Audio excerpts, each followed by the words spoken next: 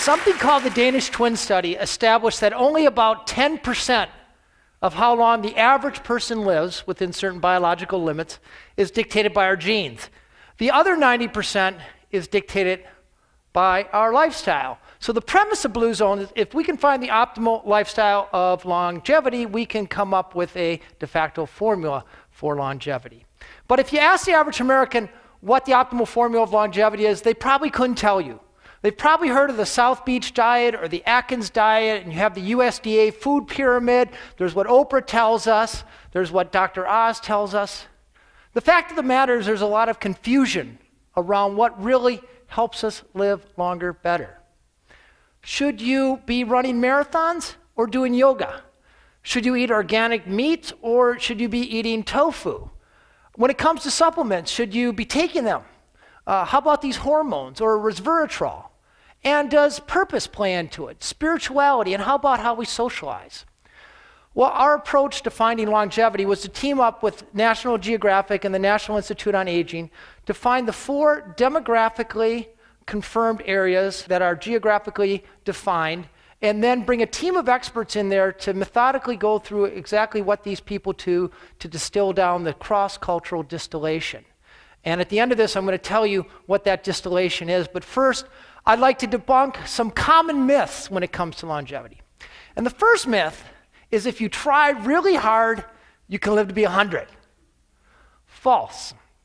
The problem is only about 1 out of 5,000 people in America live to be 100. Your chances are very low. Even though it's the fastest growing demographic in America, it's hard to reach 100. The problem is that we are not programmed for longevity. We are programmed for something called procreative success. I love that word. It reminds me of my college days. Biologists term procreative success to mean the age where you have children and then another generation, the age when your children have children. After that, the effect of evolution completely dissipates. If you're a mammal, if you're a rat or an elephant or a human in between, it's the same story. So to make it to age 100, you not only have to have had a very good lifestyle, you also have to have won the genetic lottery. The second myth is there are treatments that can help slow, reverse, or even stop aging. False. When you think of it, there's 99 things that can age us.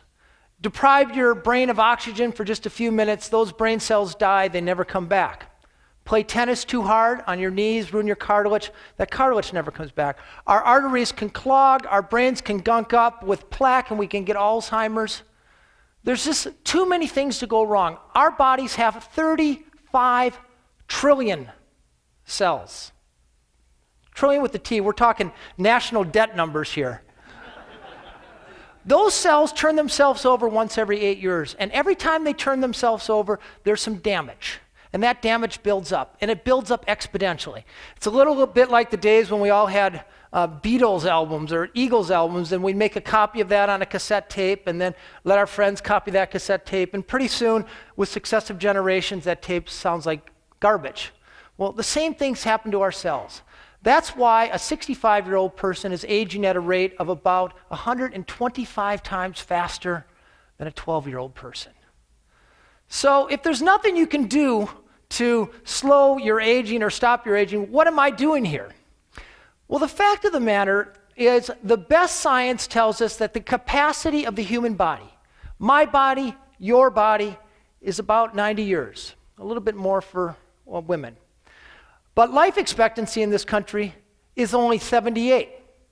So somewhere along the line, we're leaving about 12 good years on the table. These are years that we could get, and research shows that they would be years largely free of chronic disease, heart disease, cancer, and diabetes.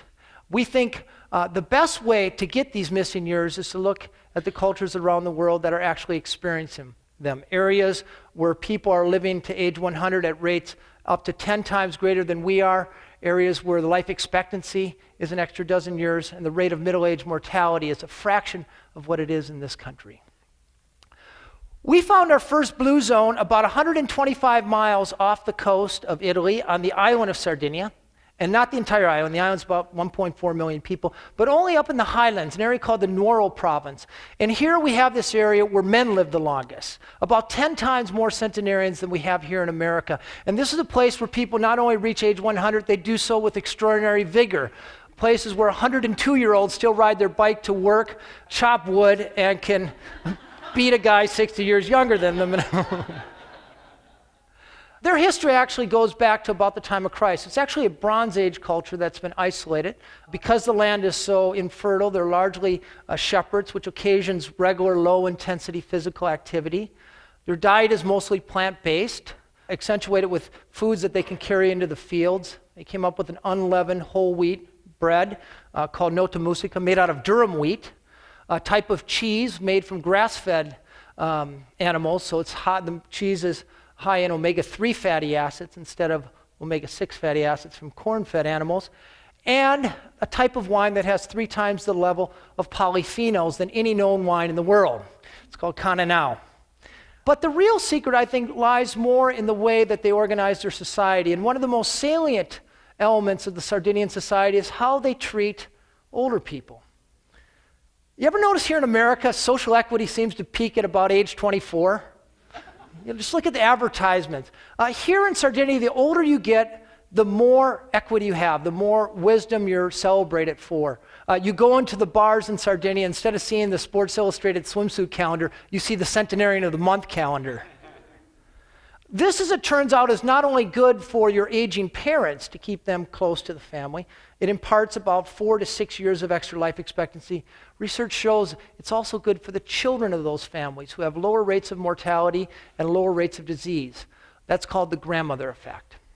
We found our second blue zone on the other side of the planet, about 800 miles south of Tokyo on the archipelago of Okinawa. Okinawa is actually 161 small islands. And in the northern part of the main island, this is ground zero for world longevity. This is a place where the oldest living female population is found. It's a place where people have the longest disability-free life expectancy in the world. They have what we want. They live a long time and tend to die in their sleep very quickly. And often, I can tell you, after sex. They live about 7 good years longer than the average American, 5 times as many centenarians as we have in America, 1/5 the rate of colon and breast cancer, big killers here in America, and 1/6 the rate of cardiovascular disease. And the fact that this culture has yielded these numbers suggests strongly they have something to teach us. What do? Once again, a plant-based diet full of vegetables with lots of color in them, and they eat about 8 times as much tofu as Americans do. More significant than what they eat is how they eat it. They have all kinds of little strategies to keep from overeating, which, as you know, is a big problem here in America. A few of the strategies we observe, they eat off of smaller plates. So they tend to eat fewer calories at every sitting. Instead of serving family style, where you can sort of mindlessly eat as you're talking, they serve at the counter, put the food away, and then bring it to the table. They also have a 3,000-year-old adage, which I think is the greatest sort of diet suggestion ever invented. It was invented by Confucius. And that diet is known as the Hara Hachi Bu diet. It's simply a little saying these people say before their meal to remind them to stop eating when their stomach is 20% full. It takes about a half hour for that full feeling to go travel from your belly to your brain. And by remembering to stop at 80%, it helps keep you from doing that very thing. But like Sardinia, Okinawa has a few social constructs that we can associate with longevity. We know that isolation kills. 15 years ago, the average American had 3 good friends. We're down to 1.5 right now. If you were lucky enough to be born in Okinawa, you were born into a system where you automatically have a half a dozen friends with whom you travel through life. They call it a moai. And if you're in a moai, you're expected to share the bounty if you encounter luck. And if things go bad, a child gets sick, a parent dies, you always have somebody who has your back. This particular moai, these 5 ladies have been together for 97 years. Their average age is 102. Typically in America, we've divided our adult life up into 2 sections. There's our work life, where we're productive, and then one day, boom, we retire. And typically that is meant retiring to the easy chair or going down to Arizona to play golf. In the Okinawan language, there's not even a word for retirement. Instead, there's one word that imbues your entire life, and that word is ikigai. And roughly translated, it means the reason for which you wake up in the morning.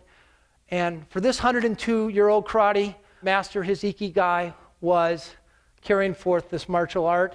For this 100-year-old fisherman, it was continuing to catch fish for his family 3 times a week. And this is a question. The National Institute on Aging actually gave us a questionnaire to give these centenarians. And one of the questions, they were very culturally astute people put the questionnaire. One of the questions was, what is your ikigai? They instantly knew why they woke up in the morning. For this 102-year-old woman, her ikigai was simply her great-great-great-granddaughter. 2 girls separated in age by 101 and a half years. And I asked her what it felt like to hold a great-great-great-granddaughter, and she put her head back and she said, it feels like leaping into heaven. I thought that was a wonderful thought. My editor at Geographic wanted me to find America's blue zone, and for a while we looked on the prairies of Minnesota, where actually there's a very high proportion of centenarians, but that's because all the young people left. So we turned to the data again, and we found America's longest lived population among the Seventh-day Adventists concentrated in and around Loma Linda, California. Adventists are conservative Methodists. They celebrate their Sabbath from sunset on Friday till sunset on Saturday, a 24-hour sanctuary in time, they call it. And they follow 5 little habits that conveys to them extraordinary longevity, comparatively speaking. In America here, life expectancy for the average woman is 80, but for an Adventist woman, their life expectancy is 89, and the difference is even more pronounced among men, who are expected to live about 11 years longer than their American counterparts. Now, this is a study that followed about 70,000 people for 30 years, sterling study, and I think it supremely illustrates the premise of this Blue Zone project.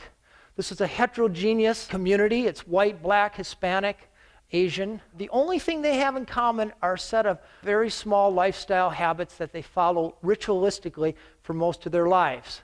They take their diet directly from the Bible, Genesis chapter 1, verse 26, where God talks about legumes and seeds, and on one more stanza about green plants, ostensibly missing his meat. They take this sanctuary in time very serious.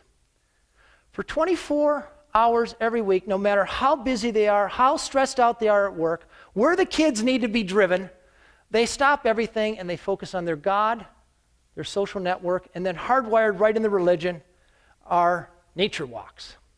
And the power of this is not that it's done occasionally. The power is it's done every week for a lifetime. None of it's hard. None of it costs money. Adventists also tend to hang out with other Adventists. So if you go to an Adventist party, you don't see people swilling Jim Beam or rolling a joint. Instead, they're talking about their next nature walk, exchanging recipes, and yes, they pray. But they influence each other in profound and measurable ways. This is a culture that has yielded Ellsworth Wareham. Ellsworth Wareham is 97 years old. He's a multimillionaire. Yet when a contractor wanted $6,000 to build a privacy fence, he said, for that kind of money, I'll do it myself. So for the next 3 days, he was out shoveling cement and hauling poles around. And predictably, perhaps, on the 4th day, he ended up in the operating room. But not as the guy on the table, the guy doing open heart surgery. At 97, he still does 20 open heart surgeries every month. Ed Rawlings, 103 years old now, an active cowboy, starts his morning with the swim, and on the weekends he likes to put on the boards, throw up rooster tails. And then Marge DeTon. Marge is 104. Her grandson actually lives in the Twin Cities here. She starts her day with lifting weights. She rides her bicycle. And then she gets in a root beer-colored 1994 Cadillac Seville and tears down the San Bernardino Freeway, where she still volunteers for 7 different organizations. I've been on 19 hardcore expeditions. I'm probably the only person you'll ever meet who rode his bicycle across the Sahara Desert without sunscreen. But I'll tell you, there was no adventure more harrowing than riding shotgun with Marge Chaton. A stranger's a friend I haven't met yet, she'd say to me.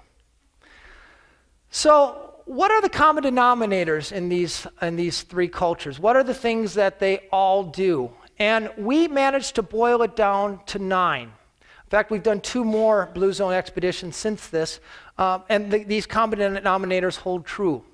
And the first one, and I'm about to utter a heresy here, none of them exercise, at least the way we think of exercise. Instead, they set up their lives so that they're constantly nudged into physical activity. These 100-year-old Okinawan women are getting up and down off the ground. They sit on the floor 30 or 40 times a day. The Sardinians live in vertical houses, up and down the stairs. Every trip to the store or to church or to the friend's house occasions a walk. They don't have any conveniences. There's not a button to push to do yard work or housework. If they want to mix up a cake, they're doing it by hand. That's physical activity. That burns calories just as much as going on the treadmill does. When they do intentional physical activity, it's things they enjoy. They tend to walk, the only proven way to stave off cognitive decline, and they all tend to have a garden. They know how to set up their life in the right way so they have the right outlook. Each of these cultures take time to downshift. The Sardinians pray, the Seventh-day Adventists pray, the Okinawans have this ancestor veneration. But when you're in a hurry or stressed out, that triggers something called the inflammatory response, which is associated with everything from Alzheimer's disease to cardiovascular disease. When you slow down for 15 minutes a day, you turn that inflammatory state into a more anti-inflammatory state. They have vocabulary for sense of purpose, ikigai, like the Okinawans. You know, the 2 most dangerous years in your life are the year you're born because of infant mortality and the year you retire. These people know their sense of purpose and they activate it in their life. That's worth about 7 years of extra life expectancy. There's no longevity diet. Instead, these people drink a little bit every day, not a hard sell to the American population. They tend to eat a plant-based diet. Doesn't mean they don't eat meat, but lots of beans and nuts. And they have strategies to keep from overeating, little things that nudge them away from the table at the right time. And then the foundation of all this is how they connect. They put their families first, take care of their children and their aging parents. They all tend to belong to a faith-based community, which is worth between 4 and 14 extra years of life expectancy if you do it 4 times a month. And the biggest thing here is they also belong to the right tribe. They were either born into or they proactively surrounded themselves with the right people. We know from the Framingham studies that if your 3 best friends are obese, there's a 50% better chance that you'll be overweight. So if you hang out with unhealthy people, that's going to have a measurable impact over time. Instead, if your friend's idea of recreation is physical activity, bowling or playing hockey or biking or gardening, if your friends drink a little but not too much and they eat right and they're engaged and they're trusting and trustworthy, that is going to have the biggest impact over time. Diets don't work. No diet in the history of the world has ever worked for more than 2% of the population. Exercise programs usually start in January. They're usually done by October. When it comes to longevity, there is no short-term fix in a pill or anything else. But when you think about it, your friends are long-term adventures, and therefore perhaps the most significant thing you can do to add more years to your life and life to your years. Thank you very much. Thank you.